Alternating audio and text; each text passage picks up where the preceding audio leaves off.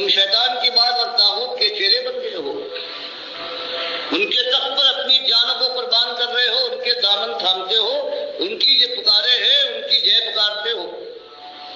تم اللہ کے غدار اور اس کا کھاتے ہو، اس کے نمک حرام ہو۔ جب اس طرح سے توحید کی بات کھل کر اور شرک کا رد ہوگا، پھر آسمان سے یہ برسانے کی کوشش کریں گے انگارے اور زمین سے لاوا ابلنے والا معاملہ آئے گا، اور اس کے بعد پھر اللہ کی رحمت آئے گی۔ اس طریقے سے یہ اسلام کے ساتھ جو مذاق ہو رہا ہے، اللہ اس کو دیکھ رہا ہے، اسی لیے جتنا یہ مذاق بڑھتا جاتا ہے اللہ اور ذلت سے اس امت کو نوازتا جا رہا ہے۔ لیکن ایک اللہ کا وعدہ ہے، قرآن میں آ چکا ہے کہ ہم ایسی امت کو، ایسے گروہ کو ایک عام عذاب سے برباد نہ کریں گے جب تک کہ اس کے اندر لوگ استغفار کر رہے ہوں، اللہ کے دین کی طرف توبہ کر کے آ رہے ہوں۔ بس یہی ایک امید کی کرن ہے کہ آہستہ آہستہ لوگ، بعض ایسے ہیں چاہے تھوڑے صحیح لیکن اللہ کی توحیدی دین کو مانتے جا رہے ہیں، اس لیے اللہ سے یہ امید ہے، اس کا وعدہ بھی ہے کہ ایسی قوم کو ہم عذاب سے برباد کر کے نہیں مٹائیں گے۔ بس یہی ایک امید ہے، ورنہ یہ ہماری قوم کے جو یہ لوگ بڑے مانے جاتے ہیں، یہ اسی کوشش میں لگے ہوئے ہیں کسی طرح سے یہ قوم بربادی سے نہ بچ سکے۔ اللہ مجھے بھی توفیق دے ایمان کو صحیح اور سلامت بچا لینے کی، اور اس کے بعد ایمان کی طرف دنیا والوں کو بلانے اور اللہ کی راہ میں جہاد کرنے کے لیے، کہ جہاد کے معنی یہ ہوتے ہیں، اللہ کی راہ میں جہاد کے معنی کہ کوئی اللہ کی بندی کی طرف بڑھ رہا ہے، جتنی راستے میں رکاوٹیں ہیں ان سے ٹکرا جائے، یہ ہے جہاد۔ کہ جب جو بڑھ رہا ہے تو اس کے خلاف جتنی رکاوٹیں آ رہی ہیں، کفر و شرک کی جتنی روکنے والی چیزیں ہیں، ان سے جنگ ہوتی رہے تا آنکھ پروردگار حق کو غالب کرے اور باطل نیست و نابود ہو جائے۔ اللہ میرا بھی حامی ناصر، میرے ارادے اور عزیمت کو پروردگار قبول کرنے کے بعد ثبات دے اور سب کو ثبات دے۔ یہ مخلص آواز ہے عالم دین اور آرمی افسر ڈاکٹر مسعود الدین عثمانی رحمۃ اللہ علیہ کی۔ یہ ابھار رہے ہیں لوگوں کو کہ آج اللہ کا دین جو ہے اسلام، اس کے خلاف بغاوت بڑھتی جا رہی ہے، اور کلمے کے ساتھ غداری یہ قوم اپنی انتہاؤں کو کر رہی ہے، اور جس مناسبت سے اللہ کی نافرمانی اور یہ جو اللہ کے دین کے ساتھ کھیل بڑھ رہا ہے، اسی طرح اللہ تعالیٰ کا عذاب بھی آہستہ آہستہ بڑھ رہا ہے۔ تو آپ غور کیجئے، 75 سال ہو گئے قوم کو، کہتے ہیں آزادی ملی تھی، لیکن 75 سال کے بعد نتیجہ کیا نکلا؟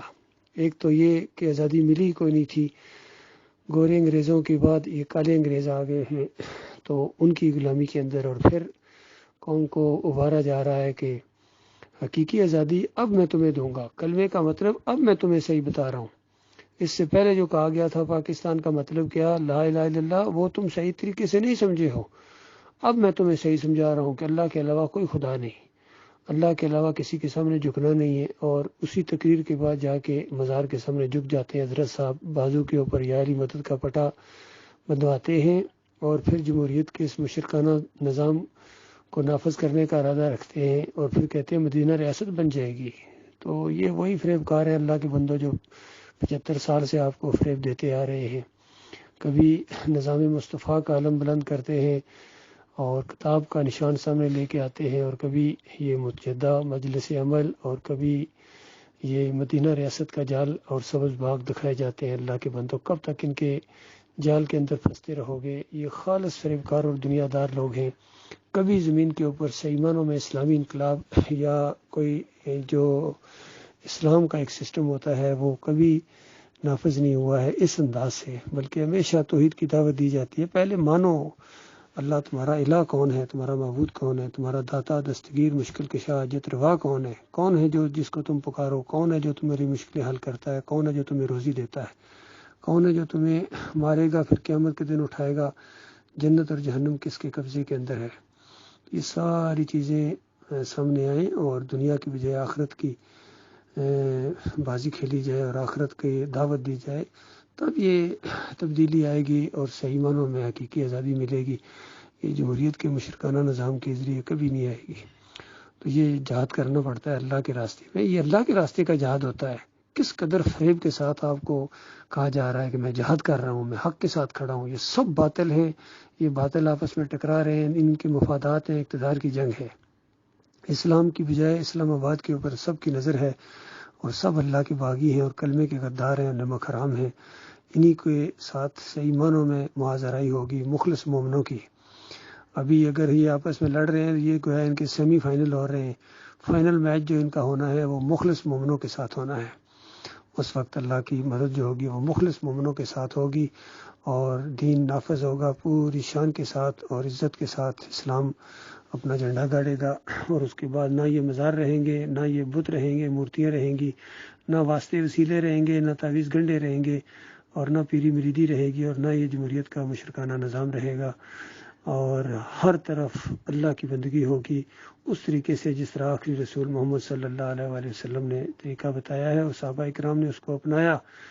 جب تک یہ قرآن امام رہا ہے، اس کے پیچھے چلتے رہے ہیں یہ 3 صدیوں تک، تو یہ معاملہ کس طرح اسلام کی شان و شوکت رہی ہے. لیکن جب اسلام کو چھوڑ کر، یعنی قرآن کی دعوت کو چھوڑ کر انہوں نے اپنے عقائد گڑھے، اپنے اکابرین اور اپنے علماء اور مشائخ کو آگے کیا اور قرآن کو پیچھے کر دیا، تب سے یہ ذلت اور خواری کا آغاز ہوا ہے اور یہ ختم ہونے کا نام نہیں لے رہا ہے. تو صحیح معنوں میں جو اپنے ساتھ خیر خواہ ہیں، قوم کے ساتھ خیر خواہ ہیں، ملک کے ساتھ اور پوری دنیا کے ساتھ خیر خواہ ہیں اگر کوئی، تو اللہ کے بندوں اس ایمان کی طرف آؤ. میں صحیح تمہاری رہنمائی کروں گا انشاءاللہ، توحید کی طرف، رد شرک کی طرف اور ایمان خالص کے ذریعے ہم انشاءاللہ مدینہ ریاست انشاءاللہ بنے گی، پاکستان بنے گا. صحیح معنوں میں پاک سرزمین کا مطلب یہ ہے کہ جب شرک اور کفر کا جنازہ اٹھے گا پھر اس کے بعد انڈیا بھی پاکستان بنے گا، پھر چائنا بھی پاکستان بنے گا اور پوری دنیا کو انشاءاللہ پاکستان بنایا جائے گا. یہ بننا ہی بننا ہے، یقین کرو. یہ ایسی حقیقت ہے جیسے میں بول رہا ہوں اور جیسے تم لوگ سن رہے ہو اس آواز کو. یہ تو اللہ کے آخری رسول صلی اللہ علیہ وسلم نے پیشن گوئی کی ہے کہ قیامت اس وقت تک آ نہیں سکتی ہے جب تک عیسیٰ ابن مریم کا نزول نہ ہو اور اس سے پہلے مسلمان آدھی دنیا کو فتح کر چکے ہوں گے اور اپنے امیر کے پیچھے صلات کے لیے کھڑے ہوں گے کہ عیسیٰ علیہ السلام کا نزول ہوگا. پہلی صلات آ کے مسلمانوں کے امیر کے پیچھے ادا کرنے کے بعد گویا اس چیز کی علامت ہوگی کہ اسی شریعت کے پابند ہیں، کوئی نئی شریعت نہیں ہے، کوئی نیا دین یعنی کوئی نیا کتاب نہیں ہے، کوئی نئی شریعت نہیں ہے، اسی آخری شریعت کے تابع بن کے آئیں گے. پھر اس کے بعد 7 سال زمین پر ایسے گزریں گے کہ جنت والا ماحول دنیا کے اندر ہوگا. پھر عیسیٰ علیہ السلام کو بھی وفات دے گا اللہ تعالیٰ. یہ سارا نظام ہے اللہ تعالیٰ کا میرے بھائیوں، یہ ہونا ہی ہونا ہے. خوش قسمت ہے وہ لوگ جو اس کی طرف اپنی توجہ کریں اور اس کا ساتھ دیں جو اللہ کی پارٹی ہے، اللہ کی طرف بلانے والے. یہ اللہ کی پارٹی ہے، اللہ کی جماعت ہے اور وہ جماعت ہے جو حق کے اوپر قائم رہے گی قیامت تک. کوئی اس کا کچھ نہیں بگاڑ سکے گا. اللہ کا لاکھ لاکھ شکر ہے، مالک نے یہ ایمان خالص کی آواز جو اٹھی ہے اس کا ساتھ دینے کی اور جم جانے کی توفیق عطا فرمائی ہے.